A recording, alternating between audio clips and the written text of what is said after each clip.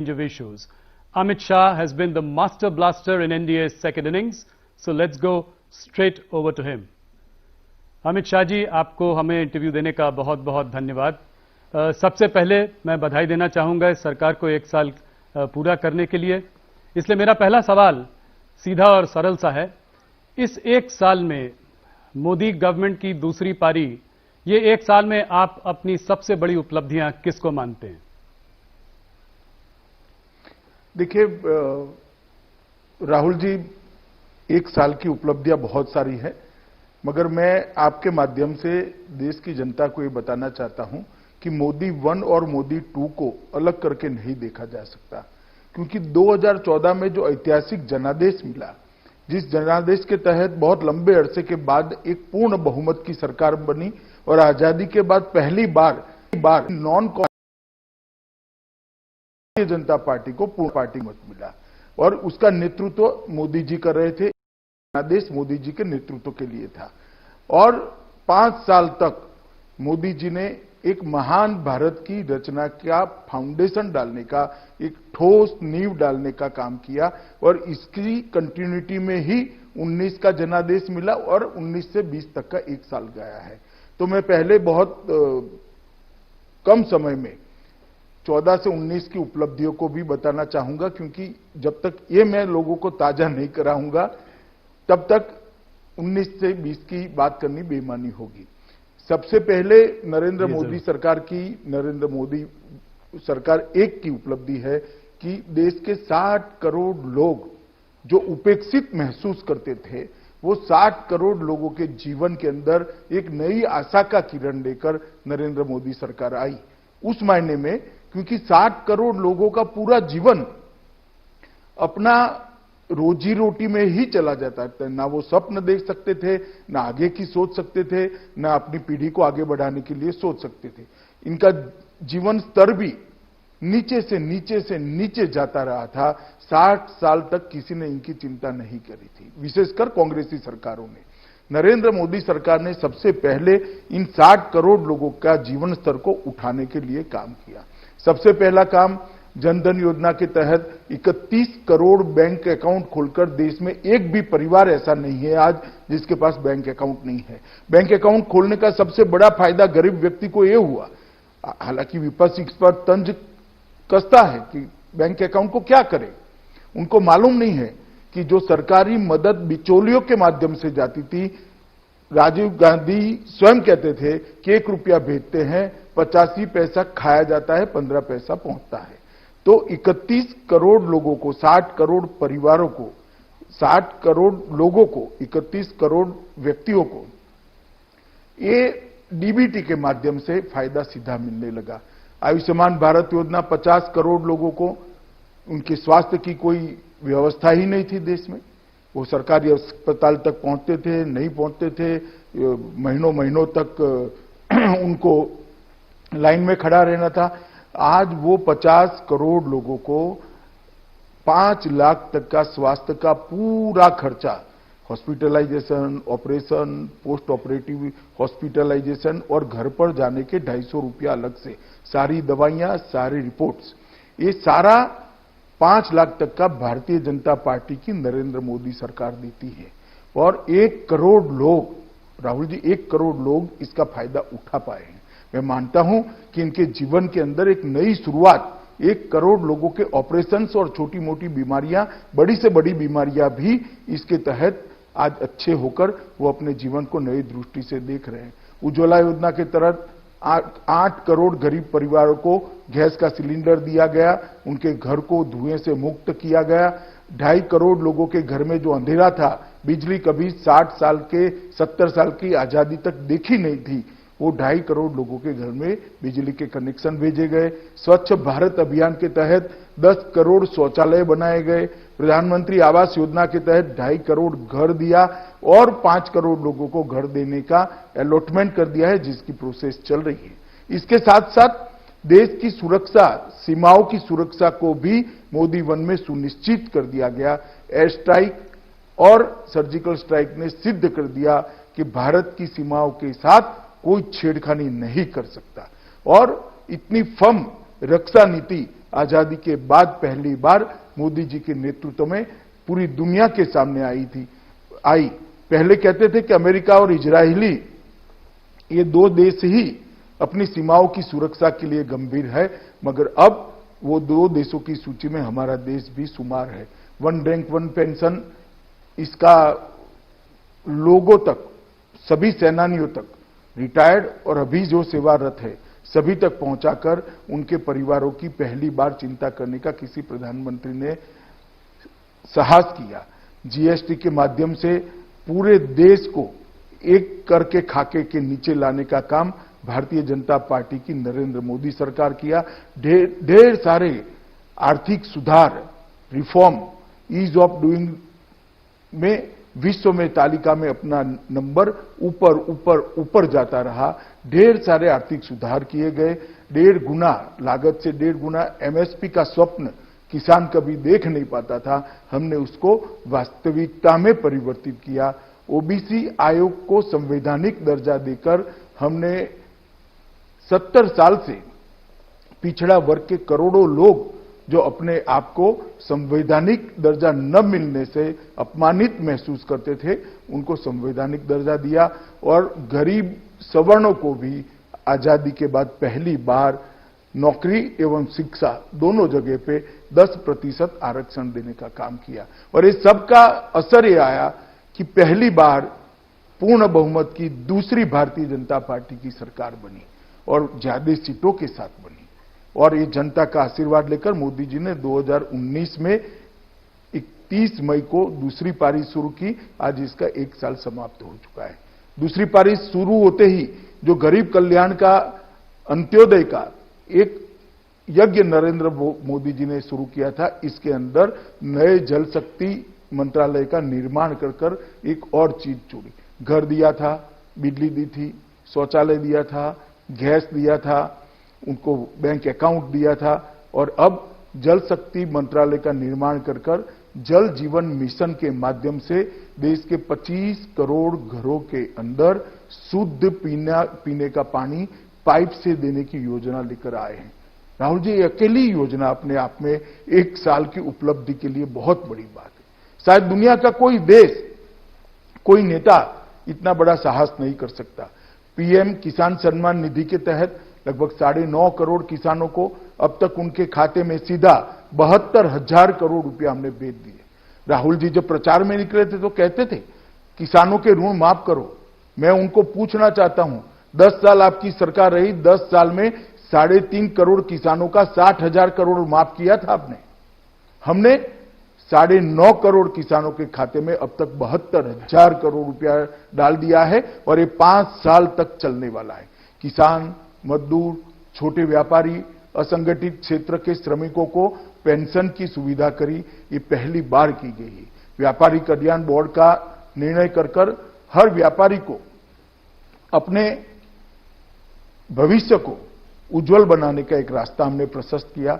दशकों से तीनों सेनाओं के बीच में कोऑर्डिनेशन के लिए चीफ ऑफ डिफेंस स्टाफ की मांग बहुत सारी कमिटियों ने भी करी, बहुत सारे एक्सपर्ट भी कहते थे। और दुनिया भर की रक्षा की अलग अलग रणनीतियों का अभ्यास करते हैं तो सीडीएस बहुत महत्वपूर्ण था। भारत जैसे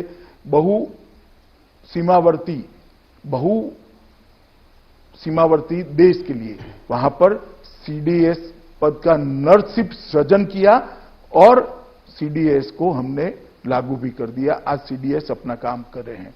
आरसीएफ सालों से, कांग्रेस के समय से आरसीएफ के अंदर ज्वाइन होने की चर्चा चलती थी, मगर जब आरसीएफ का असली मसौदा सामने आया और इस पर विचार किया गया कि इससे ना किसानों का भला होने वाला है, ना एमएसएमई का भला होने वाला है, ना छोटे दुकानदारों का भला होने वाला है, ना भारत के मैन्युफैक्चरिंग सेक्टर का भला होना है। एक बोल्ड डिसीजन लेते हुए, राजनीतिक इच्छा शक्ति का परिचय कराते हुए आरसीएफ को मोदी जी ने समाप्त कर दिया। हम नहीं ज्वाइन हुए और मैं मानता हूं कि बहुत बड़ा फैसला था। 6 एम्स नए बनाए गए, 75 नए मेडिकल कॉलेज बनाए गए, 5,000 एमबीबीएस की सीटें बढ़ाई गई, 1,000 पोस्ट ग्रेजुएट डॉक्टरों की सीटें बढ़ाई गई। आदिवासी बच्चों के लिए 450 से ज्यादा एकलव्य मॉडल रेसिडेंशियल स्कूल को बनाने का काम किया गया और मछुआरों के लिए एक अलग मंत्रालय बनाने का काम भी किया गया और ढेर सारे ऐसे फैसले हुए राहुल जी जिसकी देश की जनता 70 साल से राह देखती थी। देश की जनता मानती थी, मांगती थी कि धारा 370 और 35 को निरस्त कर दिया जाए, क्योंकि जब तक धारा 370 और 35 है कश्मीर का भारत के साथ जुड़ाव परमानेंट कभी हो नहीं सकता। किसी की हिम्मत नहीं थी। नरेंद्र मोदी जी ने 5 अगस्त को धारा 370 और 35 को निरस्त कर दिया और कश्मीर को हमेशा के लिए भारत का अभिन्न अंग बनाने का काम किया। 35 से हटने से पश्चिमी पाकिस्तानी शरणार्थी, छम वैली के निवासी, गोरखा सफाई कर्मचारी, महिलाओं, कश्मीरी महिलाओं को अब पूर्ण नागरिकता का अधिकार मिल गया है। इसके साथ हमने सीए भी लाया। उत्पीड़ित हिंदुओं, सिखों, बौद्ध, जैन, क्रिश्चियन नागरिक जो हमारे सीमावर्ती राष्ट्रों से आते हैं, उत्पीड़न के मारे आते हैं, उनको नागरिकता 60 साल से देने का कोई प्रावधान नहीं था। आज हमने उनको सम्मान देने का निर्णय किया। श्री राम जन्मभूमि का ऐतिहासिक फैसला आने के बाद राम जन्मभूमि निर्माण के लिए ट्रस्ट की रचना की गई और उसका मार्ग प्रशस्त कर दिया गया। जो प्रश्न अंग्रेजों के समय से लटकता था उसका भी निराकरण यही एक साल में आया। गुरु नानक देव की 550वीं जयंती में करतारपुर साहिब कॉरिडोर की शुरुआत की। करोड़ों करोड़ों हिंदू और सिखों को करतारपुर साहिब में जाकर नानक देव जी की सेवा में मत्था टेकने के लिए एक व्यवस्था भारत सरकार ने बढ़ाई। आर्म्स एक्ट के अंदर, एसपीजी एक्ट के अंदर सुधार हुआ और सीआरपीसी, आईपीसी की सुधार की प्रक्रिया भी शुरू करी। ढेर सारे काम एक वर्ष के अंदर हुए हैं। इसके साथ आज ही देश दूसरे वर्ष की पहली कैबिनेट में आज बहुत सारी घोषणाएं हुई है। देश के किसान, देश के लघु और मध्यम उद्योग, रेहड़ी पटरी वालों के कल्याण के लिए बहुत सारे निर्णय लिए हैं। 14 फसलों पर 50 से 83% मुनाफा मिले, इस प्रकार की मिनिमम सपोर्ट प्राइस को हमने तय किया है। कृषि के 3 लाख तक के सभी कर्ज को भुगतान की तिथि को 31 अगस्त तक बढ़ाई गई है। किसानों का 3 लाख तक के लोन पर का ब्याज में 2% की छूट दी गई है। किसानों को 28,000 करोड़ की सब्सिडी की घोषणा की है। पीएम स्वनिधि योजना से फुटपाथ और रेहड़ी पटरी वालों को 10,000 रुपये तक का कर्ज देने का हमने प्रावधान करा है। एमएसएमई के लिए 50,000 करोड़ की इक्विटी का प्रस्ताव पहली बार कोई सरकार लेकर आई है और एमएसएमई के लिए 4,000 करोड़ का डिस्ट्रेस्ड एसेट फंड भी आज निर्माण करने का देश की कैबिनेट ने फैसला किया है। मैं बताना चाहता हूं राहुल जी, और सबसे बड़ी उपलब्धि एक साल की, कोविड के सामने हम सफलतापूर्वक लड़ाई लड़े हैं और आज पूरी दुनिया कहती है कि नरेंद्र मोदी के नेतृत्व में भारत ने कोविड के खिलाफ एक सफल लड़ाई लड़ी है। सभी राज्य सरकारों को साथ में रखकर संघीय ढांचों को मजबूत करते हुए नरेंद्र भाई ने देश की जनता को कोविड के लिए लड़ने के लिए प्रेरित किया। अब तक महामारियों में, अब तक कुदरती आपदाओं में सिर्फ सरकारें लड़ाई लड़ती थी। पहली बार है कि सरकार और देश के प्रधानमंत्री के साथ 130 करोड़ की जनता कंधे से कंधा मिलाकर ये महामारी के खिलाफ लड़ रही है। मैं मानता हूं ये मोदी जी के नेतृत्व और भारतीय जनता पार्टी की सरकार की बड़ी उपलब्धि है। अमित शाह जी, आपने बहुत विस्तार से बखूबी आपने अपनी सरकार की उपलब्धियां गिनाई। करीब आपने मेरे पहले 2-3 सवालों का जवाब पहले ही उसमें दे दिया। तो मैं सीधा कोरोना पे जाना चाहूंगा। मुझे लगता है कि ये बहुत बड़ी महामारी है जिसका कि हम लोग, जिससे पूरा देश जूझ रहा है। अनलॉक वन से क्या उम्मीद करी जा सके? अगर देखा जाए तो अभी भी जो है कोरोना काफी तेजी से बढ़ रहा है। बड़े बड़े शहरों में, काफी सारे प्रदेशों में ये तेजी से बढ़ रहा है। मृतकों की संख्या ऊपर हो रही है और हम अनलॉक 1 की बात कर रहे हैं। तो इस अनलॉक 1 से सरकार से जनता क्या अपेक्षा रखे? देखिए, ऐसे आइसोलेशन में मुझे लगता है मैं जवाब दूंगा तो जनता को समझने के लिए थोड़ी तकलीफ आएगी। मैं आपको कोरोना के खिलाफ मोदी जी के नेतृत्व में जो रणनीति बनी और भाजपा सरकार लड़ी, इसके लिए थोड़ा डिटेल बात करना चाहता हूं। मोदी जी ने सबसे पहले जनता कर्फ्यू, घंटी बजाओ, दिया जलाओ और कोरोना वॉरियर का सम्मान कर कर देश की जनता को एक साथ जोड़ने का काम किया और पूरा देश एक राष्ट्र, एक जन, एक मन के सूत्र के हिसाब से कोरोना के खिलाफ लड़ा है। सभी राज्य सरकार इरिस्पेक्टिव ऑफ पॉलिटिकल पार्टी केंद्र सरकार के साथ मिलकर ये लड़ाई बहुत अच्छे तरीके से लड़ी है। और इसका परिणाम क्या निकला है? इसका परिणाम ये निकला है कि तुलनात्मक दृष्टि से विश्व के आंकड़ों को हम देखें तो हम काफी अच्छी स्थिति में हैं। मैं ये नहीं कहता हमारे यहां कोई तकलीफ नहीं हुई, मैं ये नहीं कहना चाहता हमारे यहां महामारी फैली नहीं है, हमारे यहां भी महामारी आई है, ये कुदरती आपदा है, परंतु विश्व के सापेक्ष में उसको देखना पड़ेगा, कंपेरेटिवली इसको देखना पड़ेगा। मैं आज आपको बताना चाहता हूं कि प्रति लाख आबादी भारत में 12.6 लोग कोरोना से प्रभावित है और विश्व की औसत राहुल जी 77.6 लोग हैं, विश्व की औसत इससे बहुत कम है। अमेरिका में प्रति लाख आबादी 542 लोग हैं, जर्मनी में प्रति लाख आबादी 217 लोग हैं और ब्राजील में प्रति लाख आबादी 195 लोग हैं। ये आंकड़े बताते हैं कहां 542 और कहां 1206, कहां 195, कहां 12.6, कहां 217, कहां 12.6। ये सारे विकसित देशों की तुलना में भी हम बहुत अच्छे से इसको कंटेन कर पाए हैं। ये वास्तविकता है और ये आंकड़े पूरे देश के पंडित स्वीकार करते हैं। देश में रिकवरी की दर 25 मार्च को 7.10% थी, अब रिकवरी की दर बढ़कर 42.7% हो गई। मैं कल के आंकड़े दे रहा हूं। फैटेलिटी रेट, मृत्यु का दर भारत का 2.8% है, विश्व का एवरेज 6.15% है और प्रति लाख जनसंख्या मृत्यु अमेरिका में 31.6 है, ब्राजील में 12.1 है, जर्मनी में 10.2 है, वैश्विक औसत 4.7 है और भारत 0.4 पर खड़ा है। ये बताता है कि हमने कोरोना के खिलाफ बहुत अच्छे से लड़ाई लड़ी है और ये सफलता तब मिली है जब मोदी जी ने सभी राज्य सरकारों को साथ में लिया, 130 करोड़ लोगों को साथ में लिया और हम आगे बढ़े।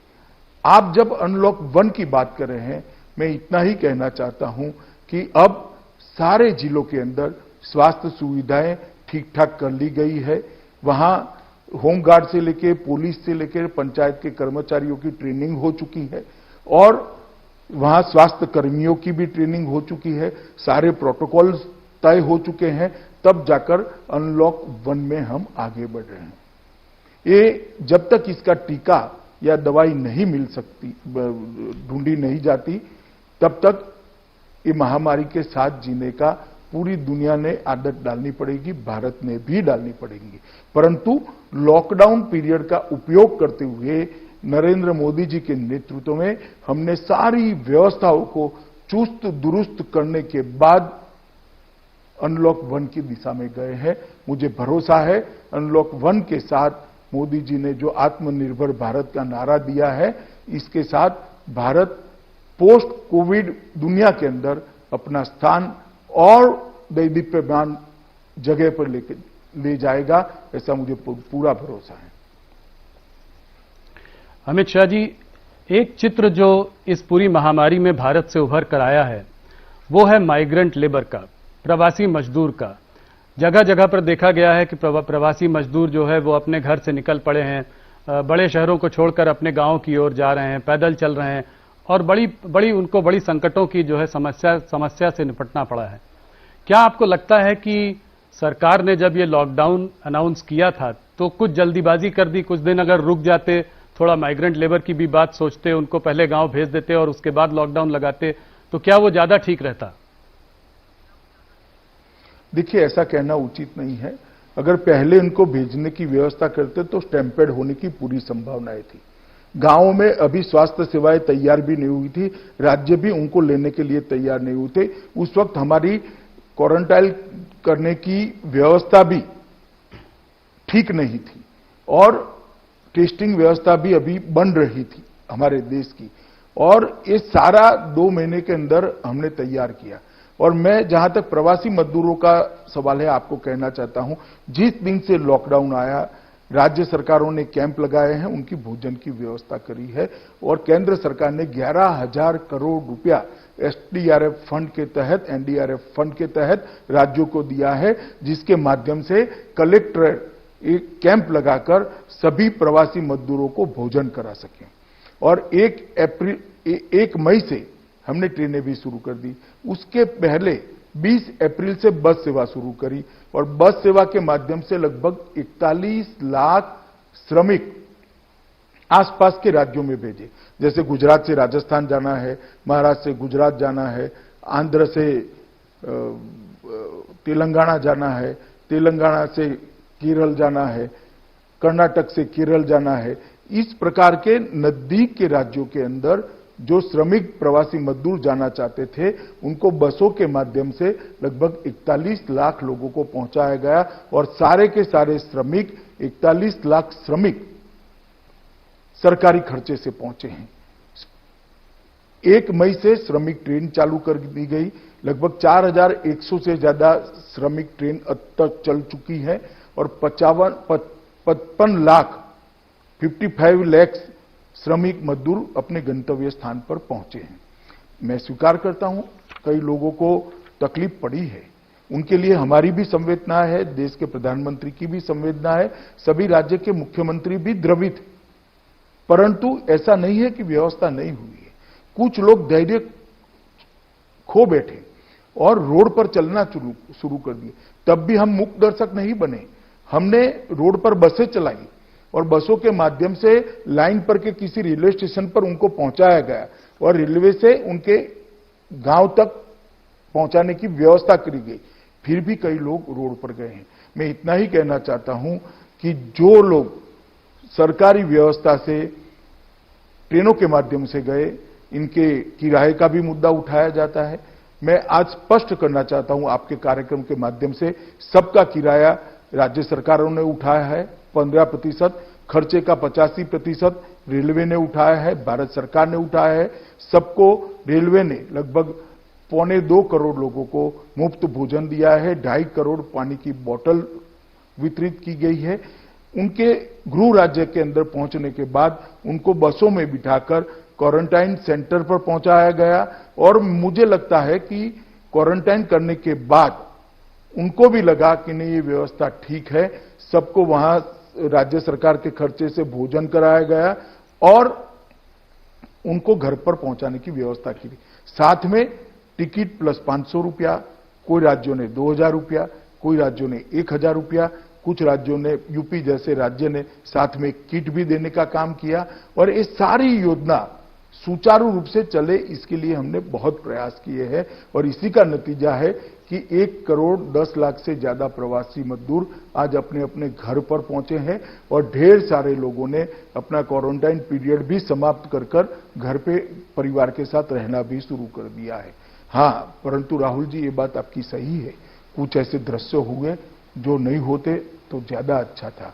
कई राज्यों ने रिक्शाएं करी माइक वाली और उनकी बस्तियों में घुमाया कि कोई जल्दबाजी न करे, परंतु फिर भी कुछ लोग रोड पर निकल गए हैं और ऐसे दृश्य बने हैं। 5-6 दिन तक ये चला।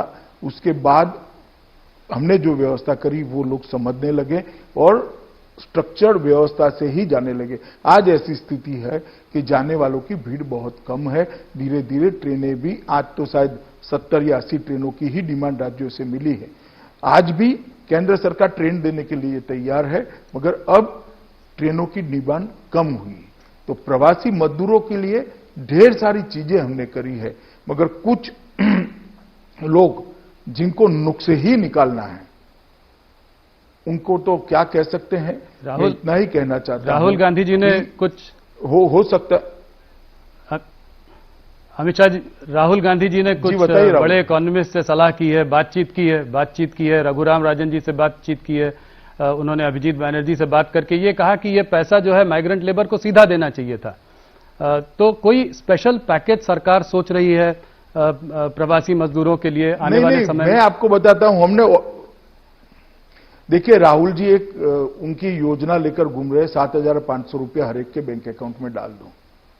चुनाव में भी उन्होंने न्याय नाम से योजना घुमाई थी, मगर देश की जनता ने उसको रिजेक्ट कर दिया।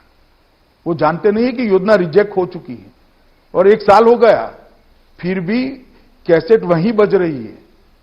मैं आपको बताना चाहता हूं, कुल 41 करोड़ लोगों को 53,000 करोड़ रुपया भारतीय जनता पार्टी की नरेंद्र मोदी सरकार ने सीधा डीबीटी के माध्यम से इनके बैंक अकाउंट में पहुंचा है। जनधन योजना में जिनके अकाउंट है, ऐसे 20 करोड़ अकाउंट को 20,000 करोड़ रुपया पहुंचा है और 500 रुपया पहुंचने वाला है, तो और 10,000 करोड़ पहुंचेगा। वरिष्ठ नागरिक, विधवा बहनें और दिव्यांगजनों के लिए 3 करोड़ नागरिकों के लिए 2814 करोड़ गए हैं। 8.2 करोड़ किसानों को 16,394 करोड़ रुपया भेजा है। भवन निर्माण क्षेत्र में काम करने वाले श्रमिकों, कंस्ट्रक्शन में काम करने वाले श्रमिकों को 4,000 करोड़ रुपया सीधा उनके बैंक अकाउंट में गया है। और उज्ज्वला योजना के तहत 7.5 करोड़ मुफ्त सिलेंडर लाभार्थियों को पहुंचाया है। आप सिलेंडर की कॉस्ट गिन लीजिए तो 1,600 रुपया हर एक के वहां गया है और 1 सिलेंडर अभी जाने वाला है। और 36 प्रदेशों में 98 लाख मैट्रिक टन गेहूं और चावल हमने बांटने का काम किया है फ्री ऑफ कॉस्ट। और अरहर दाल लगभग 4.5 लाख मैट्रिक टन अरहर दाल सभी राज्यों में भेजी है और लगभग 2 लाख मैट्रिक टन से ज्यादा वितरण भी हो चुका है।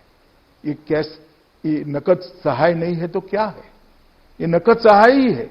मगर राहुल जी, कुछ लोग वक्रद्रष्टा होते हैं, जिनकी दृष्टि ही वक्र है तो चीज कभी सीधी नहीं दिखाई पड़ेगी उनको। और वक्रद्रष्टा लोगों को देश की जनता बहुत अच्छे तरीके से जानती है, ना गंभीरता से उनको लेती है, ना उनके कहे में आती है। पर अमित शाह जी, एक बात आपको माननी पड़ेगी, इस महामारी के कारण मैं जरा प्रवासी मजदूर से आगे बढ़ता हूं। इसके कारण जो अर्थव्यवस्था में जो एक झटका लगा है, जो एक सेटबैक आया है, उससे लाखों लोगों की नौकरियां गई हैं, लोगों की सैलरी कट हुए हैं। तो ये अगर आप लोग जब सरकार में आए थे 6 साल पहले, तो हम लोग का जीडीपी 8% से ग्रो कर रहा था। आज जो है, आप किसी का भी आंकड़े ले लें, नोम्यूरा के ले लीजिए, गोल्डमैन सैक्स के ले लीजिए, अपने स्टेट बैंक ऑफ इंडिया का भी ले लें, तो सब कह रहे हैं कि -5% जीडीपी जो है साल भर में देखने को मिलेगा। तो इसको हम कैसे संभालेंगे? जो महामारी का जो इकोनॉमी पर इतना बड़ा झटका है, इसको हम कैसे संभालेंगे? देखिए राहुल जी, मैं आपको एक अलग दृष्टि से एक सवाल पूछना चाहता हूं। दुनिया में आप ऐसा कोई देश निकाल सकते हैं जिसके अर्थतंत्र पर असर नहीं पड़ेगी? ये वैश्विक महामारी है, दुनिया भर के अर्थतंत्र पर असर पड़ने वाली है, भारत के अर्थतंत्र पर भी असर पड़ेगी। तो क्या करें हम? रोना रोए इसका या इसके खिलाफ लड़े? मोदी जी ने इसके खिलाफ लड़ने का फैसला किया है और हिम्मत के साथ देश की जनता का आह्वान किया है कि अर्थतंत्र को भी हम गति देंगे।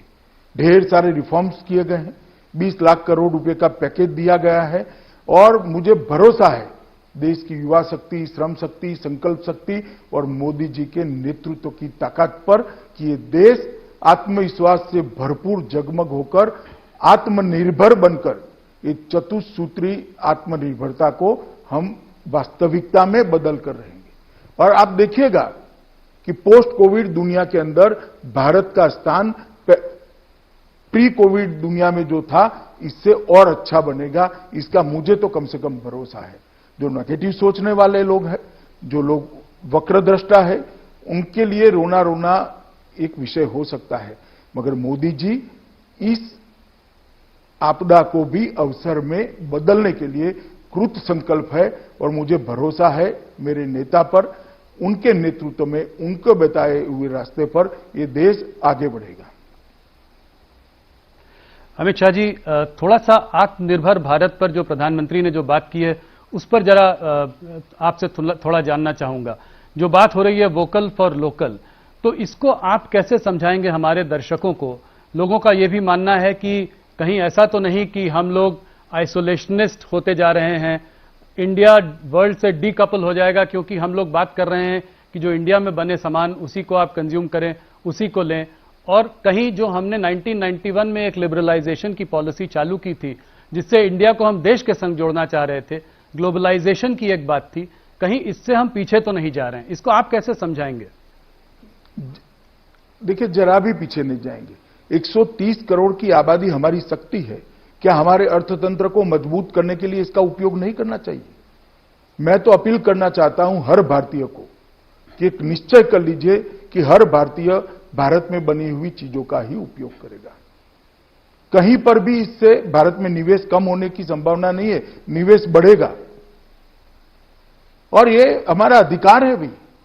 130 करोड़ की जनता अगर तय करती है कि आज से हम विदेशी चीजों का उपयोग नहीं करेंगे, तो मैं मानता हूं कि भारत की इकोनॉमी को एक बहुत बड़ा जंप मिलने वाला है और भारत के अंदर उत्पादन का सबसे बड़ा हब दुनिया में भारत बनेगा।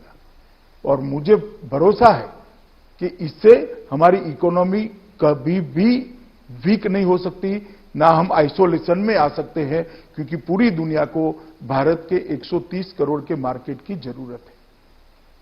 हम अपने 130 करोड़ जनता के मार्केट की जो क्षमता है, इसकी ताकत है, इसको एक बार पहचान लेते हैं और भारत को अगर मैन्युफैक्चरिंग का हब बनाते हैं, तो मुझे भरोसा है कि हमारे अर्थतंत्र को एक नई गति मिलेगी।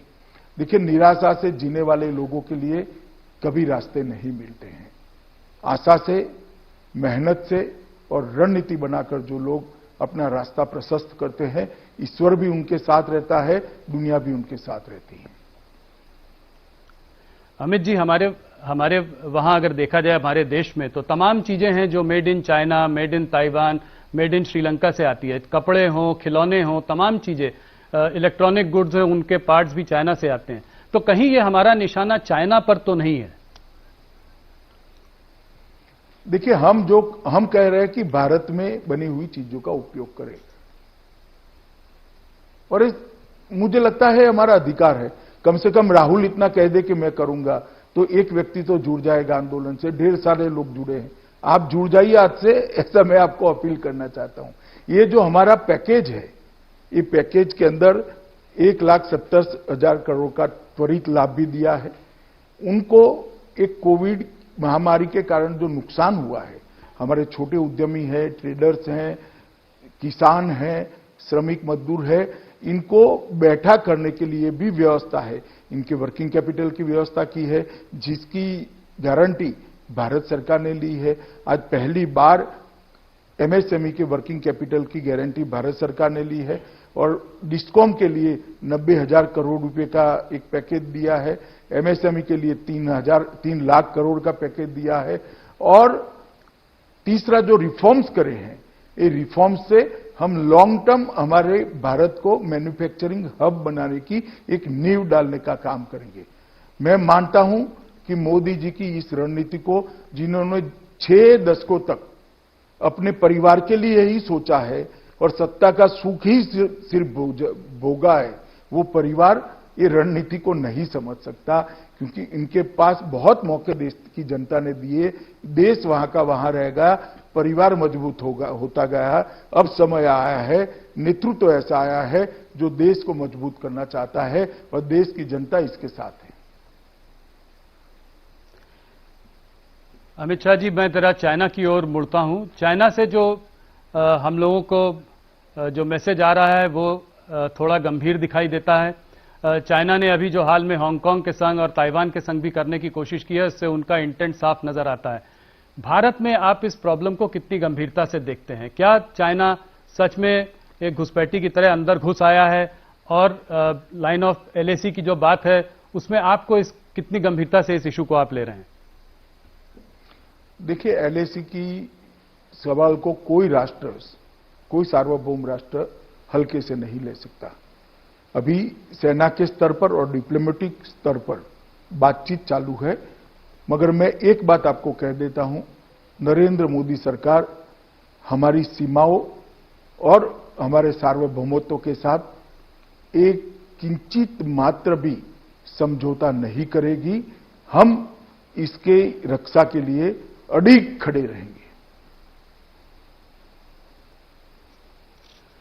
क्या आप चाइना से आप डिसअपॉइंटेड हैं? क्योंकि चाइना से बातचीत पिछले कुछ सालों से चल रही है, 2 बार प्रधानमंत्री मोदी जी की भी बात हो चुकी है, मेहमान नवाजी में कोई कमी नहीं रही है, फिर इस तरह का उनका रवैया क्यों?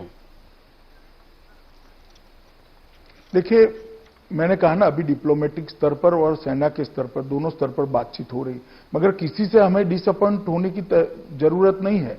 हमारी नीति अफर है, अडिग है कि हमारी सीमाओं का ना कोई उल्लंघन कर सकता है, ना हमारे सार्वभौमत्व पर कोई सवालिया निशान लगा सकता है। इसके साथ कोई कॉम्प्रोमाइज नहीं होगा। और डिसअपॉइंटमेंट तो तब होता है जब विफलता मिलती है, विफलता मिलने की कोई संभावना नहीं। मैं पाकिस्तान की ओर भी जरा सा देखना चाहूंगा। इमरान खान के ट्वीट इधर बीच जो आए हैं, हिंदुत्व सुप्रीमेसिस्ट मोदी बोला है, और बोला है कि Pakistan is threatened with false flag operation. इस बात को आप कैसे देखते हैं, और आप ये कैसे देखते हैं कि नेपाल, चाइना और पाकिस्तान तीनों ही इस वक्त भारत के विरोध में है? देखिए, अभी सब अपने अपने यहां कोरोना के संकट में हैं,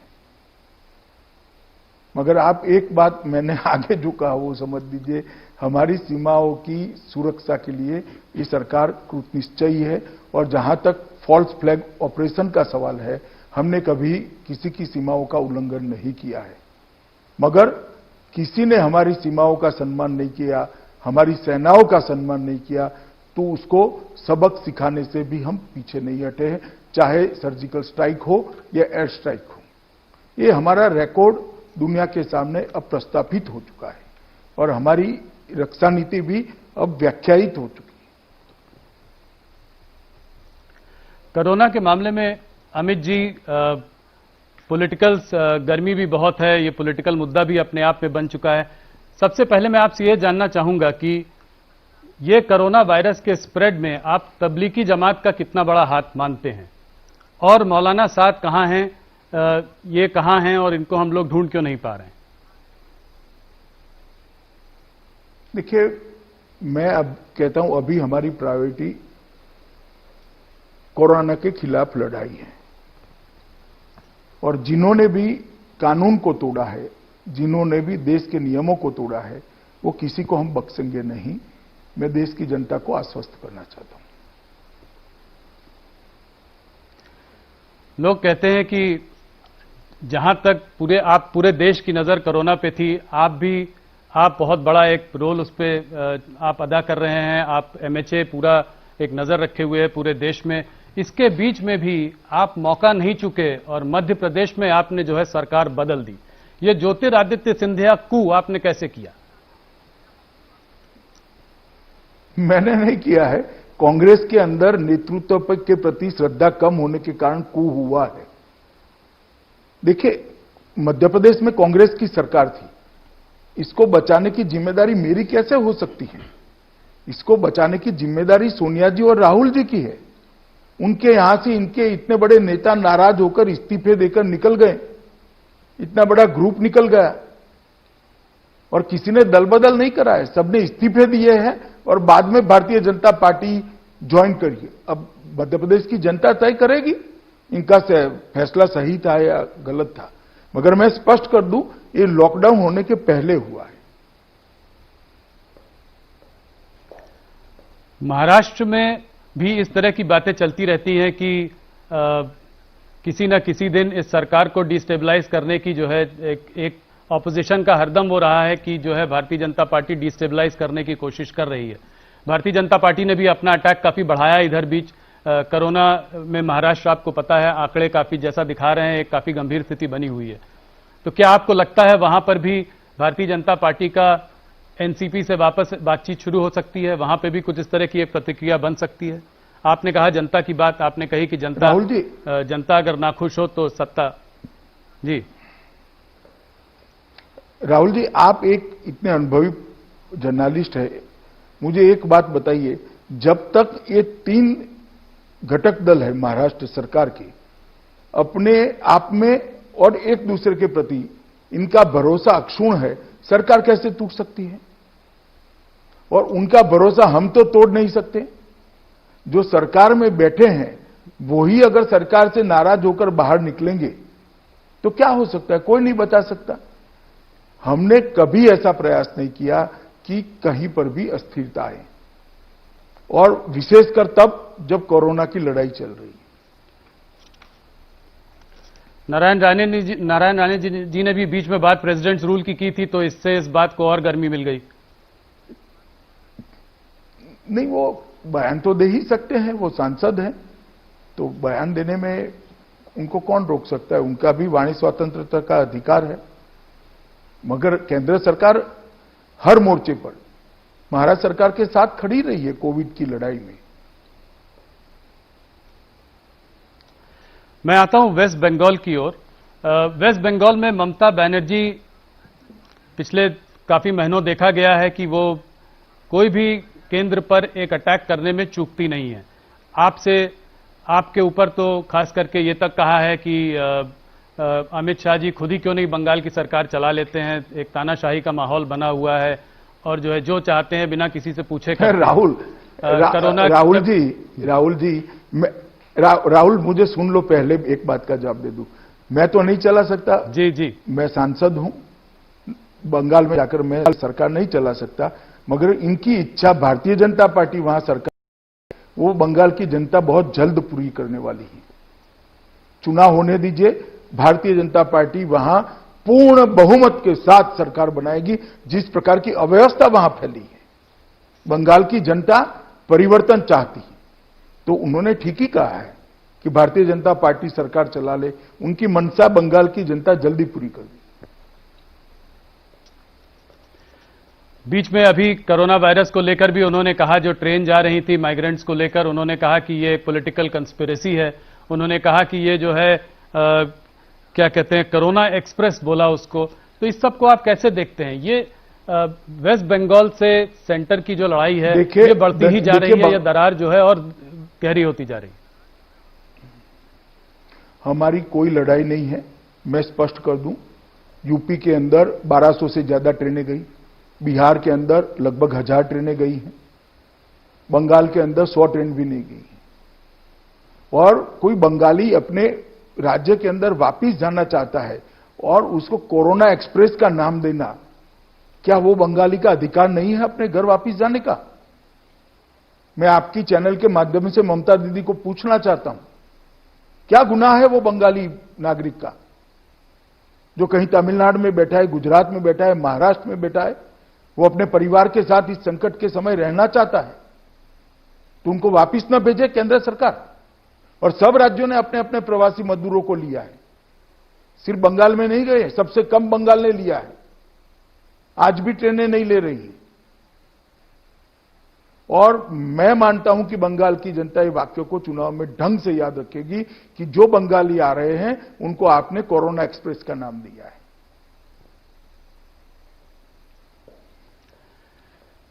अमित शाह जी, थोड़ा बात आपके मैं गृह मंत्री होने के उस पर बात करना चाहूंगा। हम लोगों ने आपसे बहुत सालों बात किया है एक भारतीय जनता पार्टी के अध्यक्ष की तरह।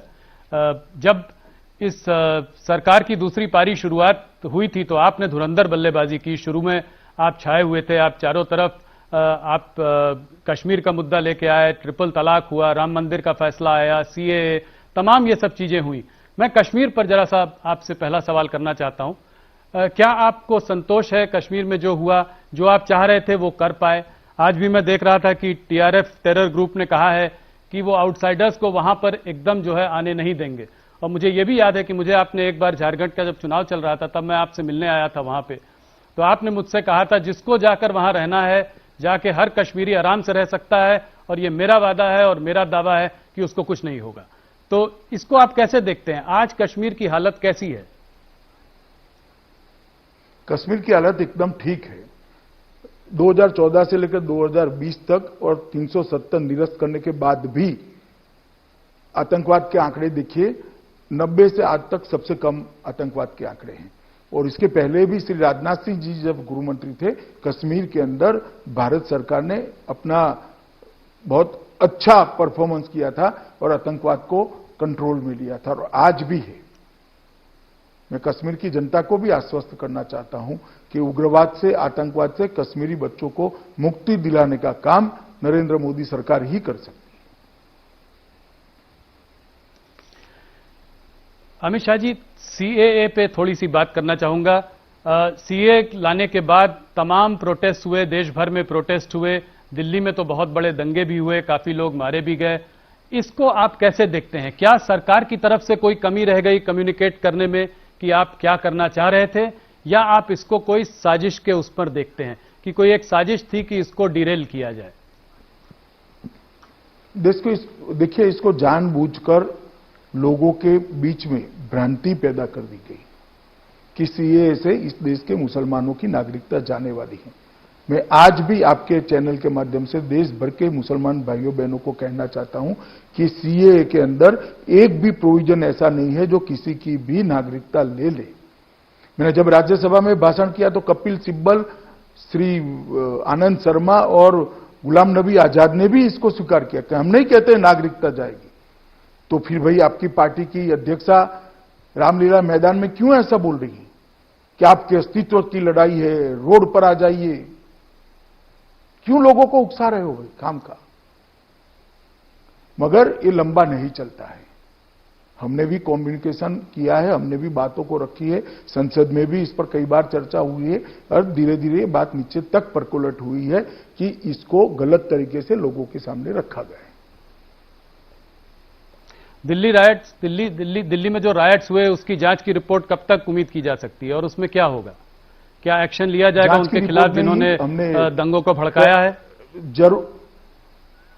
जरूर लिया जाएगा, कठोर से कठोर कदम उठाए जाएंगे। हमने षड्यंत्र का भी एक एफआईआर बनाया है जिसके तहत जांच चल रही है, और मैं आपको सुनिश्चित कर देश की जनता को और दिल्ली की जनता को विशेषकर ये कहना चाहता हूं कि अब तक के सभी राइट्स में सबसे ज्यादा कठोर कदम इसी राइट्स के अंदर उठाए जाएंगे, और सजाएं भी होगी इरिस्पेक्टिव ऑफ किसने क्या किया है, कितना बड़ा आदमी है, वो कुछ नहीं देखा जाएगा। जिसने राइट्स करे हैं, जो राइट्स के लिए जिम्मेदार है, उनको सजा दी जाएगी, और बहुत अच्छे तरीके से दिल्ली पुलिस इन्वेस्टिगेट करेगी।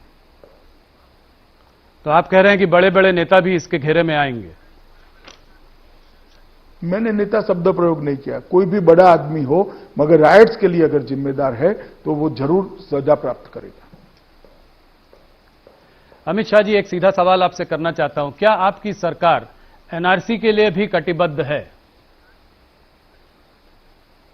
देखिए, मैंने सीए के वक्त प्रेस कॉन्फ्रेंस कर कहा था कि अभी सीए लेकर आए हैं, एनआरसी जब लाएंगे तब इस पर चर्चा करेंगे, और अभी सीए के लिए जो भ्रांति फैलाई गई है उसको हम ढंग से इस देश की माइनॉरिटी को बताना चाहते हैं।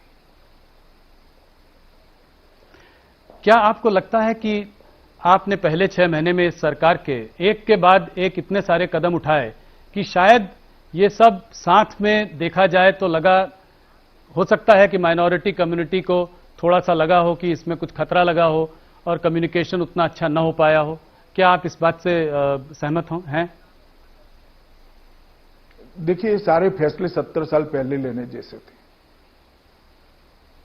बहुत देर हो चुकी थी, और मैं मानता हूं उचित समय पर यह निर्णय लिया गया है। अमित शाह जी, हमारे दर्शक ये भी जानना चाहेंगे कि आपकी पाकिस्तान ऑक्यूपाइड कश्मीर पर क्या प्रतिक्रिया रहेगी। अब वहां के शहरों का, मौसम का जानकारी भी हमने देनी शुरू कर दी है दूरदर्शन में, तो अगला स्टेप क्या होगा? देखिए, मेरे समेत, राहुल के समेत, मतलब आपके समेत सभी लोग मानते हैं कि पाक ऑक्यूपाइड कश्मीर भारत का है, और मैंने पार्लियामेंट में भी कहा है कि पाक ऑक्यूपाइड कश्मीर भारत का हिस्सा है, और इसमें हम कोई कॉम्प्रोमाइज नहीं करेंगे। और जहां तक रणनीति का सवाल है राहुल जी, इस प्रकार के मसलों की रणनीति प्रेस इंटरव्यू में नहीं बताई जाती। नहीं, रणनीति मत बताइए, जानना ये चाह रहे थे कि आपका कमिटमेंट मैंने कहा ना, भारत का हिस्सा है कश्मीर क्यों? जी, हमारा कमिटमेंट ही है कि ये भारत का हिस्सा है। मैंने आपको बहुत बार इंटरव्यू किया है पहले, आज काफी दिनों बाद इंटरव्यू कर रहा हूं। 1 साल आपने गृह मंत्री की तरह बिताया है। एक मेरा ऑब्जर्वेशन है, मुझे लगता है कि अमित शाह अब थोड़ा मेलो डाउन हो गए हैं। जब आप अध्यक्ष थे तो आप ज्यादा अग्रेसिवली जो है हर मुद्दे पर बात करते थे। आज की बातचीत से लग रहा है कि थोड़ा समझ बूझकर और संभाल के जवाब दे रहे हैं आप। ऐसी बात है कि अभी करोड़ों लोग कोरोना महामारी से दुखी है, पीड़ित है, सबको तकलीफ पड़ी है। जो ग्रसित है उसको भी पड़ी है, जो कोरोना से ग्रसित नहीं है उसको भी पड़ी है। और मैं इनकी संवेदनाओं के साथ हूं। और मैं आज आपको जो जवाब दे रहा हूं वो करोड़ों भारतवासियों की तकलीफों को मेरे जहन में रखते हुए, मेरे मन में, दिल में रखते हुए आपके साथ बात कर रहा हूं राहुल जी। और मुझे लगता है कि अगर इतनी संवेदना मुझ में नहीं है तो व्यक्ति नाते, मानव नाते मेरी भूमिका ठीक नहीं है। अमित शाह जी, आपने हमको इतना समय दिया, हमारे सारे सवालों का जवाब दिया, इसके लिए बहुत बहुत धन्यवाद। आप भी अपनी सेहत का ख्याल रखिए, सुरक्षित रहिए। बहुत बहुत धन्यवाद। नमस्कार। नमस्कार।